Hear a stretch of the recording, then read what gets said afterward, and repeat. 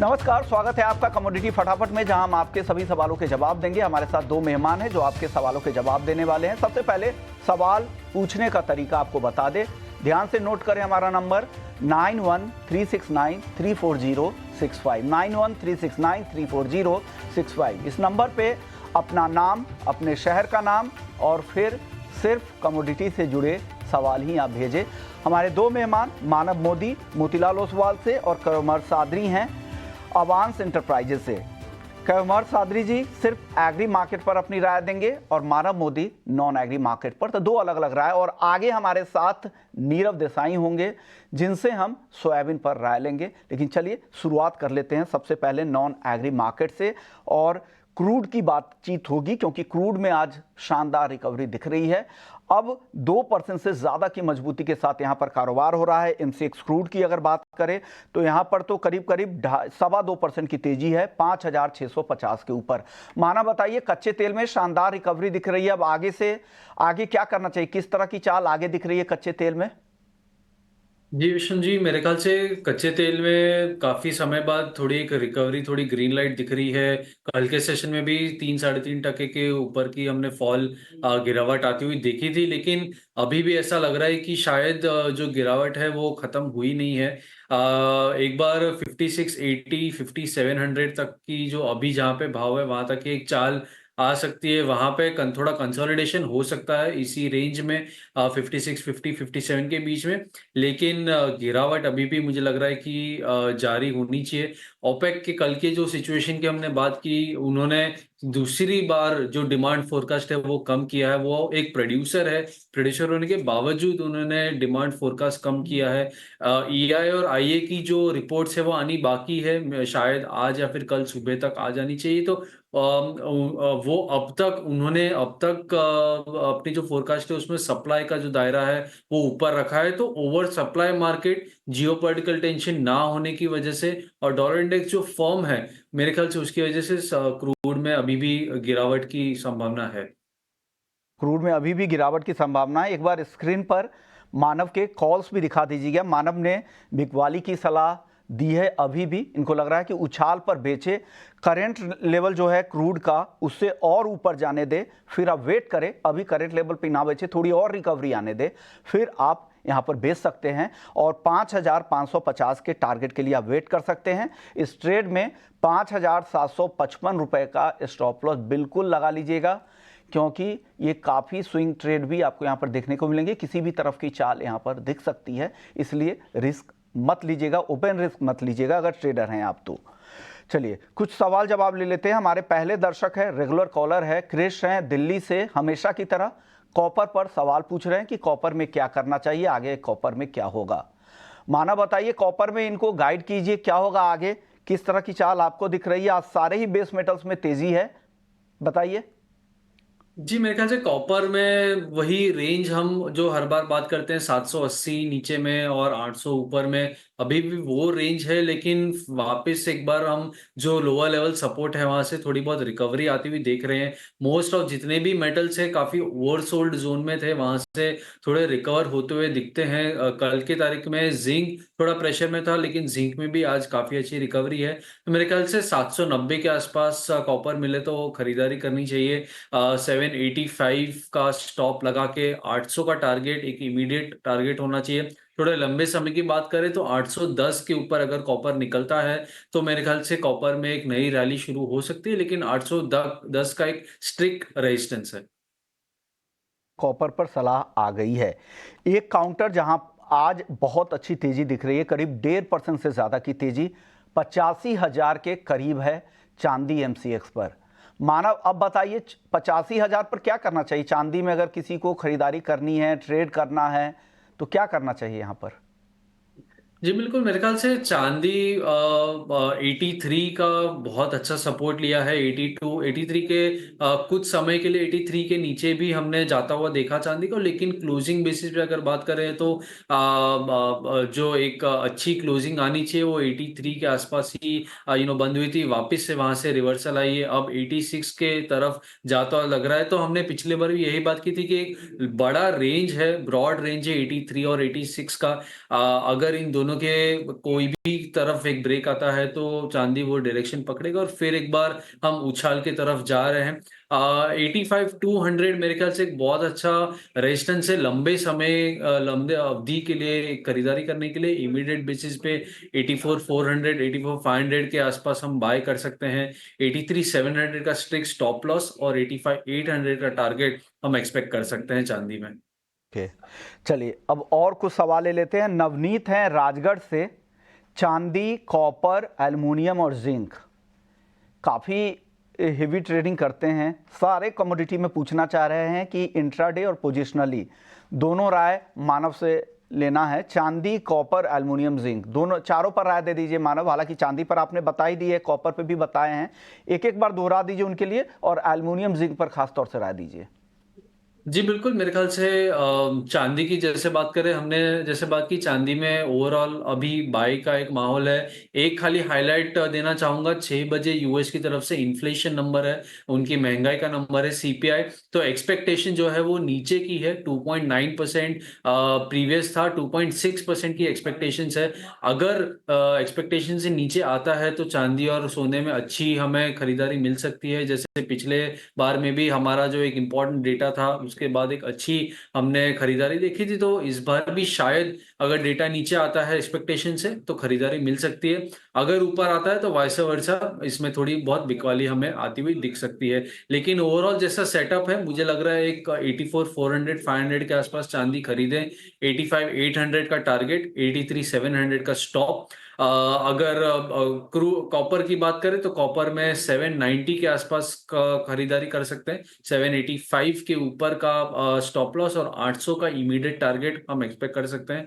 Aluminium में भी हम खरीदारी की राय देंगे क्योंकि ओवरऑल जो मेटल्स का सेटअप है, इंडस्ट्रियल मेटल्स का ऊपर की तरफ है, तो एल्यूमिनियम में भी बाय ऑन डिप्स की स्ट्रैटेजी रखनी चाहिए। सिमिलरली जिंक की अगर बात करें तो जिंक में भी कॉपर की तरह जिंक में जैसे कल 2% की गिरावट थी, तो आज एक अच्छी रिकवरी है। तो इमीडिएट बेसिस पे अगर देखना चाहें तो जिंक में इमीडिएट एक रिकवरी हम देख सकते हैं 258 की खरीदारी पे, 265 का टारगेट और 254 का स्टॉप लॉस हम एक्सपेक्ट कर सकते हैं। चलिए अगले दर्शक का सवाल ले लेते हैं। अमित हैं नासिक से। इन्होंने भी 3 ट्रेड ले रखा है। मानव एक बार नोट कर लीजिएगा, आपसे ही पूछना भी चाह रहे हैं, नाम लिखकर भी इन्होंने भेजा है। नेचुरल गैस इन्होंने 186 पर 186 रुपए में शॉर्ट पोजीशन इन्होंने बनाई है। सिल्वर की कॉल ऑप्शन इन्होंने खरीदी है 86,000 के स्ट्राइक के 2,850 रुपए में। 86,000 के स्ट्राइक की कॉल ऑप्शन है चांदी की, और क्रूड इन्होंने सेल किया है। जो करंट लेवल है ना मार्केट का, उसी के आसपास इन्होंने सेल किया है। वो तो ठीक है, आपने सेल पोजीशन ही दी है। अब नेचुरल गैस में बता दीजिए और सिल्वर की कॉल ऑप्शंस में बताइए, क्या सही है ट्रेड? क्या 86,000 के स्ट्राइक की कॉल खरीदना? जी, मेरे ख़्याल से जैसे हम चाँदी की बात कर रहे हैं, मैं देख पा रहा हूँ 86 की जो कॉल की है, वो मेरे ख़्याल से 3,000 का भाव चल रहा है करंटली और हमारा ओवरऑल बाय का ही व्यू है। सिर्फ़ इन्फ्लेशन डेटा का थोड़ा ध्यान रखिएगा, वहाँ पे एक एक्टिवली उसको मैनेज कर सकते हैं, लेकिन कॉल खरीदना अभी एक बेटर स्ट्रैटेजी होगी चाँदी में और अच्छा मेरे ख़्याल से अगर नीचे का भाव से लिया होगा, तो अच्छा मुनाफ़ा भी हो रहा होगा। इसको होल्ड कर सकते हैं इन्फ्लेशन डेटा तक। एक बार डेटा कैसा आता है उसके बाद हम इस पे एक व्यू ले सकते हैं। फ्यूचर के हिसाब से जैसा हमने स्टॉप मेंशन किया है वही स्टॉप अगर मेंटेन करें तो थोड़ा बेटर होगा, एक्टिवली मैनेज कर पाएँगे उसे। अगर प्रॉफिट मिल रहा हो इन्फ्लेशन के बाद, डेटा खराब है तो प्रॉफिट बुक कर लीजिए। अगर डेटा अच्छा है मतलब एक्सपेक्टेशन से खराब आता है तो इस कॉल को और ज़्यादा होल्ड कर सकते हैं। सिमिलरली अगर नेचुरल गैस की बात करें, मेरे ख्याल से नेचुरल गैस बहुत ज़्यादा एक रेंज में घूम रहा है। फिलहाल इंट्राडे सेशन की बात करें तो बहुत ही साइडवेज मोमेंटम है, कोई बाय या सेल का ऐसा व्यू तुरंत बैठ नहीं रहा है। लेकिन एक नेचुरल गैस में है कि 192 का एक स्ट्रिक्ट रेजिस्टेंस है। अगर 192 के ऊपर क्रॉस करता है नेचुरल गैस या क्लोजिंग आती है आर्ली बेसिस पे, तो बाइंग की जो स्ट्रेंथ है वो ज़्यादा बढ़ जाएगी। अभी रिसेंटली भी लास्ट आधे घंटे 1 घंटे की बात करें तो नेचुरल गैस में एक अच्छी मोमेंटम जनरेट हुई है, लेकिन 192 के ऊपर निकलना ज़रूरी है। अगर उसके ऊपर निकलता है तो मेरे ख्याल से जो शॉर्ट पोजीशन है उसको एक बार एग्ज़िट करने को हमें देखना चाहिए और नीचे में अगर मौका मिले तो वापस एक बार बाय करना चाहिए, लेकिन 192 के ऊपर की क्लोजिंग ज़रूरी है नेचुरल गैस में। 2 दर्शक है, सवाल एक है। एक है जब्बार मंसूरी है भोपाल एमपी से और दूसरे गोपाल वर्मा है। गोल्ड पर राय जानना चाह रहे हैं कि क्या करना चाहिए, टारगेट भी बता दीजिए, स्टॉप लॉस भी बता दीजिए और क्या करना चाहिए, कब तक इसको होल्ड करें, कब निकलें, बता गाइड कर दीजिए। जी बिल्कुल। गोल्ड में 70 to 200 एक बहुत अच्छा रेजिस्टेंस है, उसके ऊपर गोल्ड को निकलना जरूरी है। ओवरऑल जो सेटअप है वो बाई ऑन डिप्स का ही है। तो जब 71,800 71,500 एक इमीडिएट सपोर्ट है, जब तक इसके ऊपर चल रहा है शॉर्ट टर्म में। और 70,800 जो है वो लॉन्ग टर्म में एक बहुत अच्छा सपोर्ट है, जब तक इसके ऊपर चल रहा है हम बाई में ही रह सकते हैं। सिमिलरली कॉमेक्स की अगर बात करें तो $2,500 और 2480 का जो बेस है वो बहुत अच्छा एक सपोर्ट जोन है। जब तक इसके ऊपर ट्रेड कर रहा है, सोने में बाइंग की तरफ, खरीदारी की तरफ ही रहना चाहिए। इमीडिएट बेसिस की बात करें तो 72,000 पे बाई कर सकते हैं। 71,700 का स्टॉप जो हमने सपोर्ट की बात की, और 72,500 का एक टारगेट हम एक्सपेक्ट कर सकते हैं। अगले दर्शक है हमारे साथ अल्पेश सोनी है। नेचुरल गैस में क्या करना चाहिए, नेचुरल गैस में क्या सलाह देंगे मानव? जी, जैसे नेचुरल गैस की हमने बात की, नेचुरल गैस बहुत ही ब्रॉड रेंज में काफ़ी समय से घूम रहा है। 192 आके वहाँ से फिर एक बार हम उसे देखते हैं कि वो पलट जाता है। पिछले 3-4 बार ऐसा हुआ है। लेकिन इस बार फिर से हमने मोमेंटम पकड़ते हुए देखा है 180, 185 के जो लेवल से वहाँ से। अगर 192 के ऊपर टिकता है, हमें क्लोजिंग मिलती है, तो हम खरीदार के तरफ बैठ सकते हैं। अगर 192 के बाद 205 का नेक्स्ट लेवल है, नेक्स्ट रेजिस्टेंस है, वहां पे एक लेवल हमें आता हुआ दिख सकता है नेचुरल गैस में। चलिए आगे बढ़ते, कुछ एग्री मार्केट पे बात कर लेते हैं। सादरी जी काफ़ी समय से इंतजार भी कर रहे हैं। एग्री मार्केट की अगर चाल देखें अगर आज की, तो यहाँ कॉटन केक में तो एक्शन दिख रहा है, लेकिन टर्मरिक लगातार दबाव बनाता दिख रहा है। सादरी जी, टर्मरिक कैसी दिख रही है यहाँ पे 14,000 के आसपास, क्या करना चाहिए? आज 1% की कमजोरी के साथ बंद हुई है काउंटर। नमस्कार विश्वमोहन जी। नमस्कार सर। टर्मरिक ने पिछले हफ्ते फ्राइडे को एक अच्छा मूवमेंट दिखाया था क्लोजिंग के टाइम पे, और पिछला पूरे हफ्ते उसमें वॉल्यूम भी ठीक ठाक था।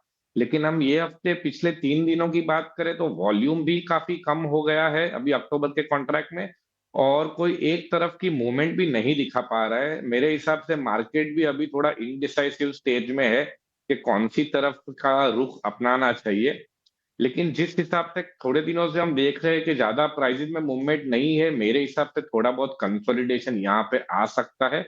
और मेरी ये सलाह रहेगी कि अक्टूबर को आप यहाँ से थोड़ा बहुत बाय करके चल सकते हैं। तकरीबन तकरीबन 14,000 450 तक का आप टारगेट ले सकते हैं, और 13,800 का एसएल मेंटेन कर सकते हैं, क्योंकि काफी फिजिकल में भी पिछले हफ्ते अच्छी खासी बाइंग हुई है स्टॉकिस्ट से भी, और जो अराइवल्स है वो भी काफी हद तक अभी थम ही गए हैं। जो दोनों ही फैक्टर्स है जो यहाँ से थोड़ी बहुत प्राइस रिकवरी को सस्टेन कर सकते हैं। ओके सर, जीरा बताइए। 25,500 के आसपास जीरा का वायदा है, अक्टूबर वायदा की मैं बात कर रहा हूं। यहाँ पर क्या लग रहा है सादरी जी, किस तरह की चाल जीरे की आगे दिख रही है, क्या करना चाहिए, क्या नई रणनीति क्या है? आज की क्लोजिंग बिल्कुल 25,500 की है। विष्णुमोहन जी, जीरा पिछले 10 से 15 दिनों से मोरलेस 24,400 से लेके 25,500, मतलब 1,000 रुपए की रेंज में घूम रहा है, जो एक काफी टाइट ट्रेडिंग रेंज है। जरा भी अगर हम 25,800 आसपास के प्राइसेस देखते हैं तो वहां से सेलिंग आ जाती है, और 24,600 के आसपास जाता है तो थोड़ी बहुत बाइंग आ जाती है। अभी हम जैसे इंडिया में फेस्टिवल सीजन की तरफ अप्रोच कर रहे हैं, अगले महीने दशहरा फॉलोड बाय दिवाली, तो मेरे हिसाब से यहाँ से हम थोड़ी बहुत एक बार के लिए फेस्टिवल बाइंग या स्टॉक मार्केट में अक्यूमुलेशन देख सकते हैं। तो एक बार के लिए मोमेंटरी अगले 10-15 दिन के लिए मेरा ऐसा मानना है कि आप इन भावों से एक बार बाइंग कर सकते हैं 26,000 से 26,200 के लेवल्स के लिए, और स्टॉप लॉस मेंटेन करके चल सकते हैं 25,000 रुपए का। ओके, धनिया बताइए। धनिया काफ़ी सुस्त कह सकते हैं, हालांकि आज थोड़ी तेज़ी ज़रूर दिखी थी, 0.5% की तेज़ी के साथ 6,900 के ऊपर बंद हुआ धनिया। आगे कैसा दिख रहा है अभी ये? विश्वमोहन जी, धनिया ड्यूरिंग द डे एक बार के लिए तो 80 रुपए तक तेज हो गया था, 6900 के ऊपर भी चला गया था। लेकिन जैसे हम काफी दिनों से देख रहे हैं, ये भी एक मोरलेस 200 रुपए की मूवमेंट में ही चल रहा है। 6700 6670 से ज्यादा मंदा नहीं है, और ऊपर में 7,000 का लेवल भी नहीं तोड़ पा रहा है। मैं जो ट्रेंड मैंने ऑब्जर्व किया है, और जो फिजिकल मार्केट से भी जो मैंने टच बेस किया हुआ है, इसमें जरा भी ऊपर के प्राइसेस मतलब 7,000 के आसपास के प्राइसेस आते हैं तो वहां पे फिजिकल वाले एक बार के लिए पीछे हट जाते हैं। उसका मेन रीजन ये है कि ज्यादा एक्सपोर्ट में डिमांड नहीं है और फिजिकल मार्केट में जो अराइवल्स है वो भी स्टेडी टू गुड कंसीडर कर सकते हैं। तो मेरा ऐसा मानना है कि अगर ये 6950 के आसपास के लेवल्स पे कहीं भी दिखता है तो इसको एक बार के लिए हल्का 100 से 150 रुपए के टारगेट के लिए सेल करके चलना चाहिए, बिकॉज ऊपर के प्राइसेस सस्टेन नहीं कर पा रहे। प्लस एनसीडीएक्स में अगर आप देखेंगे तो भी मंथ ऑन मंथ 25% के ऊपर का कैरी ओवर ट्रेड जो है या जो हम बदला कहते हैं वो स्टार्ट हो गया है ये महीने से सितंबर अक्टूबर के स्प्रेड ऑनवर्ड्स, जो तेजी वाले के लिए हानिकारक रहेगा। जितनी मूवमेंट नहीं उससे ज्यादा का तो उनको एक बार के लिए कैरी लग जाएगा। तो मेरा सजेशन है कि इसको ये करंट प्राइसेस पे भी एक बार के लिए सेल करके चले। राउंड अबाउट 6700 से 6750 के बीच का टारगेट रहेगा और स्टॉप लॉस रहेगा 7050, जो मेरे हिसाब से उसको ब्रीच करना हाल के सिनेरियो में काफी डिफिकल्ट है। ओके सर, ग्वार सीड ग्वारगम बताइए, लंबे समय से सुस्ती दिख रही है, अब जो फसल को लेकर भी काफ़ी अनसर्टेनिटी है, अलग अलग राय है, कहीं नुकसान की बात कह रहे हैं, कहीं पे अच्छी फसल की भी बातचीत कर रहे हैं। पीछे कई सारे लोगों से बात हुई, एक सर्वेयर से भी बात हुई, वो कह रहे थे कि इस बार फसल पिछले साल से कम रहेगी। आपकी रिपोर्ट क्या है ग्वार को लेकर, और भाव के हिसाब से आप क्या सलाह दे रहे हैं? विष्णु जी, मैं आपसे सहमत हूं कि गवार में काफी मिले जुले सेंटीमेंट्स आ रहे हैं। हम तकरीबन 10-15 दिनों से सुन रहे हैं कि थोड़ी बहुत जो है वो उसमें सोइंग कम है, पर मेरे हिसाब से वो मोर और लेस ऑफसेट हो जाएगी, क्योंकि जिस जिस एरिया में सोइंग हुई है वहां रेनफॉल काफी अच्छा हुआ है। लेकिन जैसे मैंने आपसे पिछली बार भी टेलीकास्ट में बताया था, मुझे अक्टूबर में एक बार के लिए थोड़ी बहुत शॉर्ट कवरिंग नजर आ रही है ओनली फॉर ग्वार सीड, जो मेरे हिसाब से एक बार के लिए आप ये अगले हफ्ते मतलब तकरीबन 18 से 20 अक्टूबर के बाद मेरे हिसाब से 300 से 400 रुपए का अक्टूबर के कॉन्ट्रैक्ट में अच्छा खासा मूव आना चाहिए।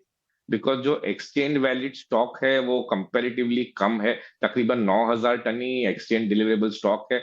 उसके सामने ओपन इंटरेस्ट जो है वो तकरीबन 58,000 के आसपास का है, जो एक बहुत अच्छा सिनेरियो है एक टेम्पररी शॉर्ट स्क्वीज के लिए, जिसमें सेलर्स एक बार के लिए अपना शॉर्ट पोजीशन कवर करने आ सकते हैं। ये सेम सिनेरियो हमने 2 दिन पहले कोकुड़ के सितंबर कॉन्ट्रैक्ट में भी देखा है। तो इस वजह से एटलीस्ट गुआर सीट में अगले हफ्ते 10 दिन के लिए मेरी राय रहेगी कि आप यहाँ से उसको हल धीरे धीरे बाय पोजीशन बना सकते हैं, तकरीबन तकरीबन 5550 के लिए, और स्टॉप लॉस रहेगा 5220 से लेके 5240 के पास। ओके, हमारे अगले दर्शक है अमित हैं आगरा से। चांदी इन्होंने 82,450 रुपए पे खरीदा है, काफी अच्छे भाव पे इन्होंने खरीद रखा है। मानव ये लगातार फोन कर रहे हैं, आप बता दीजिए, छोटा जवाब दीजिएगा, क्या करना चाहिए, रुके या निकल जाए? इनका सवाल यही है। मेरे ख्याल से चांदी जैसे आपने कहा बहुत अच्छे लेवल पे बाइंग हुई है, इस कॉल को होल्ड करना चाहिए। अभी भी काफी अच्छी मोमेंटम दिख रही है मेरे ख्याल से। जैसे हमने बात की 85-200 का एक अच्छा रेजिस्टेंस है, उसके ऊपर अगर नहीं निकलता है तो इसमें से एक बार पार्शियली बुक कर सकते हैं। अगर निकल जाता है तो मेरे ख्याल से 86 should be the next level जो हम देख सकते हैं चांदी में। स्टॉप लॉस क्या लगा ले सर? मानव, ये स्टॉप लॉस एक बार बता दीजिएगा, इनको बताना जरूरी है क्योंकि ऑलरेडी ये प्रॉफिट में है, तो इसे अगर इसके ऊपर लगा ले ताकि इसे कैरी कर सके वो। जी बिल्कुल। मैं सिर्फ विश्वनाथ जी 83 का, जैसे हमने बात की 83 का एक बहुत अच्छा रेजिस्टेंस जोन है, उसके नीचे 82-200 का लेवल है। तो मेरे ख्याल से ये दो लेवल को ध्यान रखना जरूरी है। इसके नीचे अगर जाता है तो मेरे ख्याल से चांदी में वापस सेल ऑफ चालू हो जाएगा। तो ये उनके लिए सलाह आपकी तरफ से दे दी गई है। चलिए अब बढ़ते हैं आगे, और हमारे साथ एक और खास मेहमान जुड़ गए हैं, वो हैं नीरव देसाई, पार्टनर है जीजीएन इंटरनेशनल के। शुक्रिया नीरव जी, आपने वक्त निकाला। सर, सोयाबीन पे आपसे पिछली बार बात हुई थी जहां पर आपने कहा था कि किसानों के लिहाज से काफ़ी अच्छा कदम है। मैंने सवाल पूछे थे कि क्या ये काफ़ी है। अब एमपी सरकार की तरफ से कृषि मंत्री की तरफ के लिए कल प्रस्ताव भी गया था कि एमपी के किसानों के लिए भी एमएसपी पे खरीदारी शुरू हो, और अब उसकी मंजूरी भी मिल गई है। आपका पहला रिएक्शन क्या होगा सर? यस, तो ये एक बहुत जरूरी कदम था, बिकॉज एमपी सबसे बड़ा स्टेट है सोयाबीन का। अगर यहाँ एमएसपी पे प्रोक्योरमेंट नहीं होता तो प्रॉपर इक्विलिब्रियम नहीं बैठता। और ये क्लियरली शिवराज सिंह जी ने बोला था कि अगर मुझे एमपी गवर्नमेंट से इसका कोई भी एप्लीकेशन मिलेगा तो मैं इसको जरूर प्रोसेस करूंगा। इसीलिए कल यहाँ चीफ मिनिस्टर ने एक इमीडिएट मीटिंग बुलाई थी और उन्होंने हाथों हाथ प्रस्ताव उधर दिया है, जो कि शिवराज सिंह जी ने एक्सेप्ट किया है। तो ये एक बहुत अच्छी बात है। और ओवरऑल अभी मार्केट में आज अगर मैं हमारे मार्केट की बात करूं तो यहाँ ड्यूटी रूमर भी बहुत स्ट्रांग है। ऑलरेडी मार्केट एक अच्छा प्रीमियम ड्यूटी रूमर का चला रहा है। तो देर आर गुड चांसेस के अगर ड्यूटी को इंक्रीज करते हैं तो फिर ये 4890 की एमएसपी थोड़ा मेंटेन होना ज्यादा पॉसिबिलिटी में रहेगी। वो ड्यूटी बढ़ने की भी संभावना काफ़ी आपको दिख रही है यहाँ से। सर, इस खबर से सिर्फ मान लीजिए कि अभी इंपोर्ट ड्यूटी तो चलिए सिर्फ अफवाह है, उसमें सरकार भले ही आगे फैसला लेने वाली है, ऐसा हम लोग भी सोर्सेज से चला चुके हैं, लेकिन अब ये बताइए कि दाम क्या इस खबर से कितना चल सकता है, सोयाबीन का भाव ऊपर कितना जा सकता है? तो अगर देखिए, अगर एमएसपी पे मध्य प्रदेश में भी गवर्नमेंट प्रोक्योरमेंट करेगी तो मैं बोलता हूं कि कम से कम एक चीज रहेगी कि हर जगह एमएसपी पे प्रोक्योरमेंट हो। बट इसमें क्या रहता है कि कितनी एफिशिएंसी से कितना एफिशिएंटली गवर्नमेंट प्रोक्योरमेंट कर रही है उस पर डिपेंड करता है। अगर सिर्फ एमएसपी परचेज की बात करें तो मैं कहता हूं कि एकदम से जो ये 4400 4300 सोयाबीन जाने की बातें आती थी वैसा शायद ना हो। बट अभी 45-4600 का सपोर्ट बन सकता है लोकल मंडियों में और प्लांट बिल्टियों में।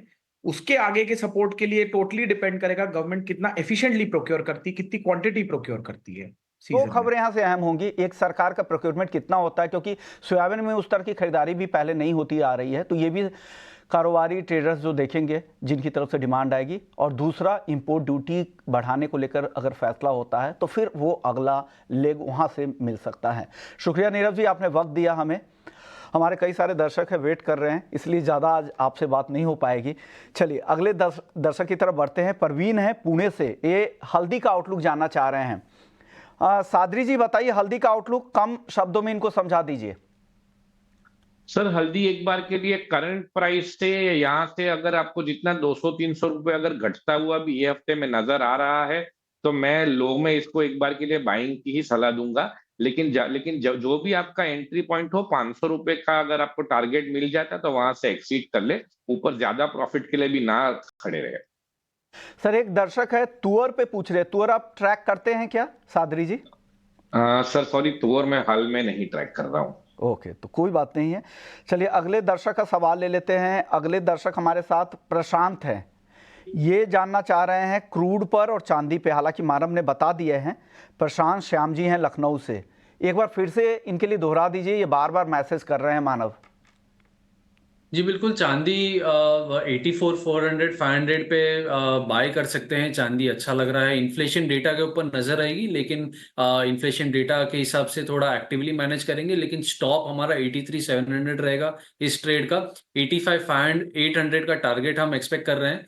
और क्रूड में भी जैसे हमने कहा नीचे में जगह और बाकी है, तो क्रूड में सेल की तरफ ही रहना चाहिए। 5680 के आसपास सेल करेंगे, 5755 का स्टॉप और 5550 का इमीडिएट टारगेट एक्सपेक्ट कर सकते हैं क्रूड में। शुक्रिया मानव आपका और सादरी जी आपका, आप लोगों ने वक्त निकाला और हमारे दर्शकों के सभी सवालों के जवाब दिए। चलिए कमोडिटी बराबर भी इतना ही, बाकी खबरों के लिए आप बने रहिए हमारे साथ। नमस्कार।